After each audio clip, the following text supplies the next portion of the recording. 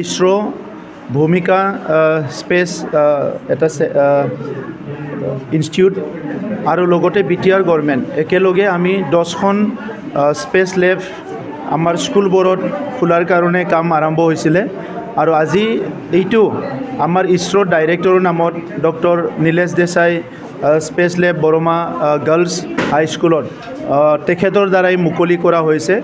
আজিৰ দিনত আমি সকলো আনন্দিত হৈছোঁ যে BTR অঞ্চলৰ শিক্ষা আগুৱাই নিবৰ কাৰণে আমাৰ ছাত্ৰ ছাত্ৰীক বিজ্ঞান টেকন'লজি আৰু বিভিন্ন এডুকেশ্যনবিলাক আজি প্ৰদান কৰাৰ কাৰণে বিভিন্ন প্ৰয়াস কৰা হৈছে। ইয়াৰে এটা ডাঙৰ পদক্ষেপ হিচাপে আজি ইছৰোৰ ডাইৰেক্টৰজন বৰমালৈ আহিছে আৰু এই স্পেচ লেবটো মুকলি কৰিছে আৰু তেখেতৰ লগত কথা হৈছে যে আমাৰ বড়োলেণ্ড অঞ্চলৰ ছাত্ৰ ছাত্ৰীও ছেটেলাইট নিৰ্মাণ কৰাৰ কাৰণে সুবিধা তেখেতে প্ৰদান কৰিব। গতিকে আমাৰ এটা বেটছ ছাত্ৰ ছাত্ৰী অলৰেডি 10জন ইছৰোলৈ গৈ আহিছে।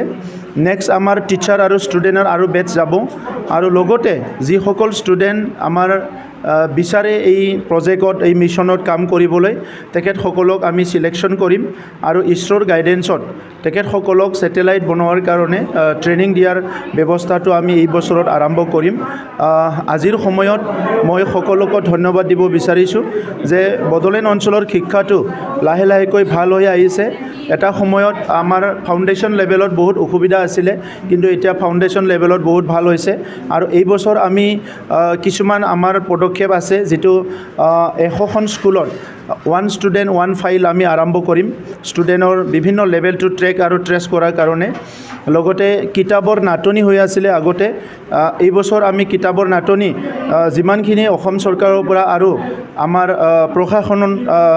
প্ৰশাসনৰ পৰা আহে, যদি কিবা ষ্টুডেণ্টৰ কাৰণে কিতাপ কম থাকে আমাৰ কাউন্সিলৰ তৰফৰ পৰাও আমি প্ৰিণ্ট কৰাৰ কাৰণে চিন্তা কৰিছোঁ যাতে কিতাপটো সময়মতে পায়। বাকী আমাৰ guardian meet, SMC SMDC meet আৰু সকলো উইংবিলাক এক্টিভ কৰাৰ কাৰণে BTR চৰকাৰৰ পৰা কিছুমান পদক্ষেপ আৰম্ভ হৈছে। মই আশা ৰাখিছোঁ আমি সকলো দিশত আগবাঢ়ি যাব পাৰিম।